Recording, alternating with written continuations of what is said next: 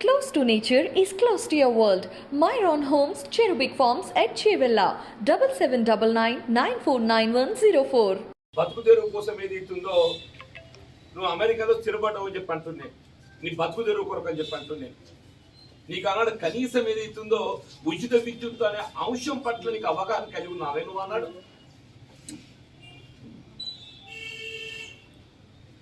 స్వయంగా మీ నాయనే చెప్పిండు, నాకెవడునుడే ఇక్కడ, నా కొడుకు బిడ్డ ఇద్దరు అమెరికాలో స్థిరపడ్డారు, నేను మా ఆవిడ ఇద్దరు తప్ప ఎవడు మాకు ఎవ్వరు లేరు ఇక్కడ.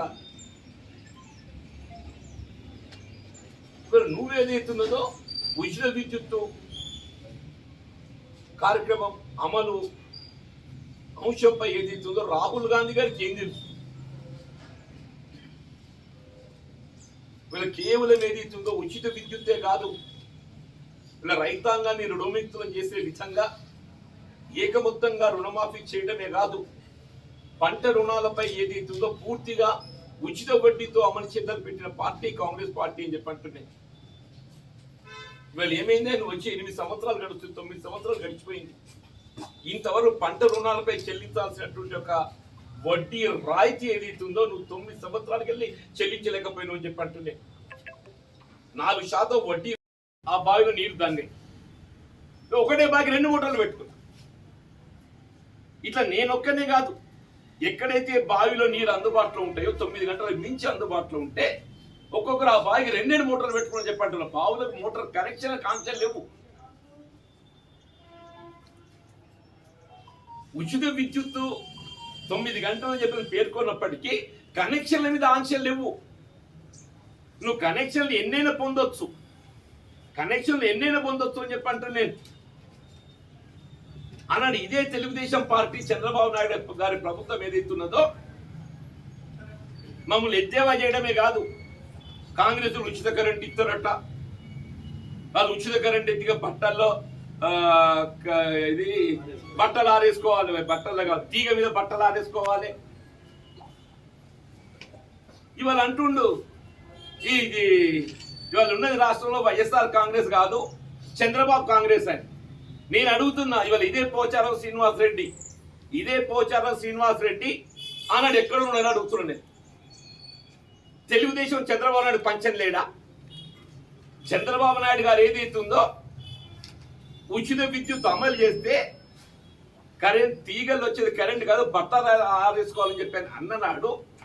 ఇదే పోచారం శ్రీనివాస్ రెడ్డి చంద్రబాబు నాయుడు క్యాబినెట్ లో మంత్రి, చంద్రబాబు నాయుడు పంచన ఉన్నాడా లేడా అని అడుగుతున్నాను. ఇదే శ్రీనివాస్ యాదవ్ ఎక్కడున్నాడే, ఆయన పక్కన లేడా? ఇదే దయాకరం ఎక్కడున్నాడు, ఆయన పక్కన లేడా? ఇదే సత్యవతి రాథోడ్ ఎక్కడున్నది, వాళ్ళ పార్టీలో లేదా?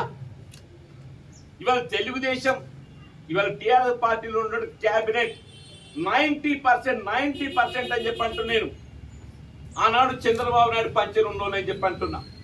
నిరంజన్ రెడ్డి గారు ఉన్నారు వ్యవసాయ శాఖ మంత్రి, ఆయన టీఆర్ఎస్ ఉద్యమంలో రాకముందు ఎక్కడ ఉండే తెలుగుదేశం లేడా? వాళ్ళ మామ టీడీపీలో ఎమ్మెల్యే కాదా?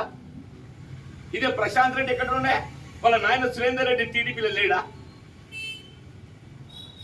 మీరు ఎవరైనా తీసుకోండి అని చెప్పండి. మన గంగుల కమలాకర్ గారు ఎక్కడ ఉండే, గంగుల కమలాకర్ గారు టీడీపీ లేడా? మన గోపలీశ్వర్ గారు ఎక్కడ ఉండే, టీడీపీ లేడా?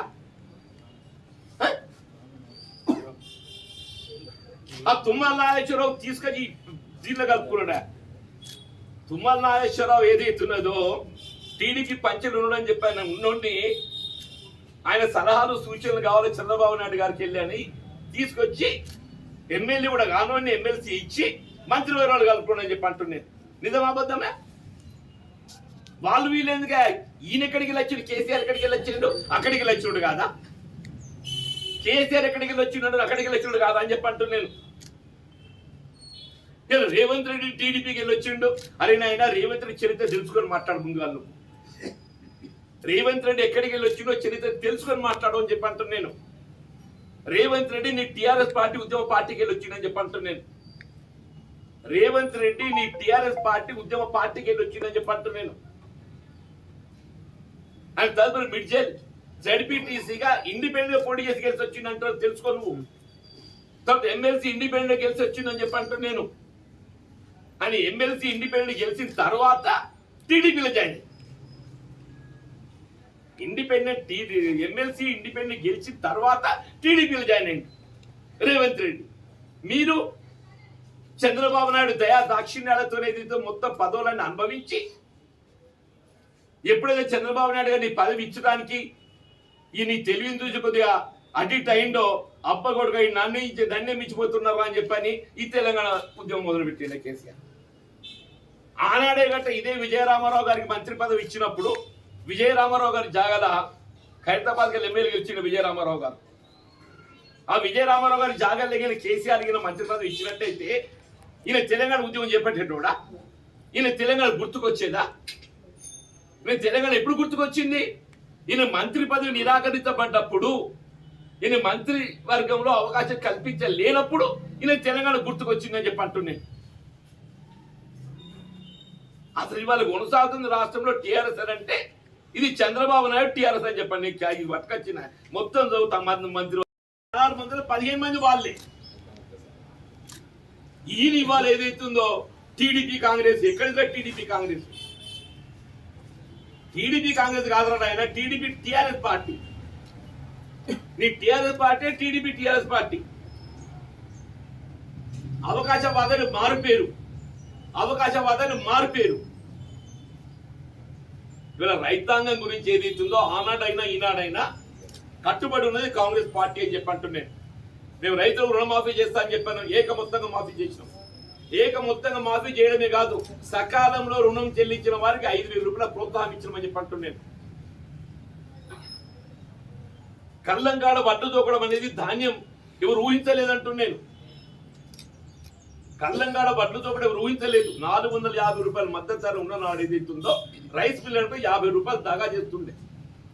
అటువంటిది ఏదైతున్నదో వైఎస్ రాజశేఖర రెడ్డి గారు ముఖ్యమంత్రి ఉండగా కళ్ళంకాడ వడ్లు తోకేటట్టు ఎప్పుడు చెప్తుంటా నేను. అడితి లేదు, అమ్మాది లేదు, తప్ప లేదు, తాలు లేదు, దుమ్ము లేదు, ధూళి లేదు, రవాణా ఛార్జీ లేదు, ఏది లేకుంటే ఏదైతుందో నీకు ధాన్యం తూకం ఇచ్చిన ఘనత కాంగ్రెస్ పార్టీ. ఇవాళ ప్రతి క్వింటల్ వెనుక ఏదైతుందో నీకు 5 నుండి 10 కిలోలు నష్టపోతుంటాయి. ప్రతి క్వింటల్ వెనుక 5 నుండి 10 కిలోలు నష్టపోతుండే. 5 కిలోలు అంటే 100 రూపాయలు క్వింటల్, 10 కిలోలు అంటే 200 రూపాయలు. ఎకరానికి 20 క్వింటల్ వండినా 20 × 100 రూపాయలు లెక్క పెట్టుకున్నా కానీ 2,000 రూపాయలు. हर एकड़ के पीछे कम से कम जो है 2,000 रुपए नुकसान पे जा रहा है. 2,000 के पीछे नुकसान पे. चलो केटीआर గారు ఏదైతుందో రెఫరెండం అంటారు, పోదాం పా రెఫరెండం. నీ తెలుగు రైతుల దగ్గరికి పోదాం పావయ్యా. నీ తెలంగాణ రైతులు, తెలుగు రైతులు నిజంగానే ధాన్యం ఇవాళ అదనపు తూకం లేకుండా, కోతలు లేకుండా నీకు తూకం జరిగినట్టయితే నేను ఎన్నికల పోటీ చేయపోగా అంటుండే. ఒకటే ఉదాహరణ చెప్పంటు నేను. నీ రైస్ మిల్లర్ దగ్గర పోయిన తర్వాత ధర్మకాంట తూకం ఉంటుంది. నేను అడుగుతున్న కేటీఆర్ గారిని, ధర్మకాంట తూకం ఉంటుందా ఉండదా? ధర్మకాంట తూకం ఉంటుందా ఉండదా? ధర్మకాంట తూకం ఉండంగా నువ్వు మళ్ళీ ఏదైతున్నదో ట్రక్ షీట్ అని ఎందుకు తెర మీద తెచ్చిలో? తక్కుపట్టి అంటారు, ట్రక్ షీట్ అంటారు.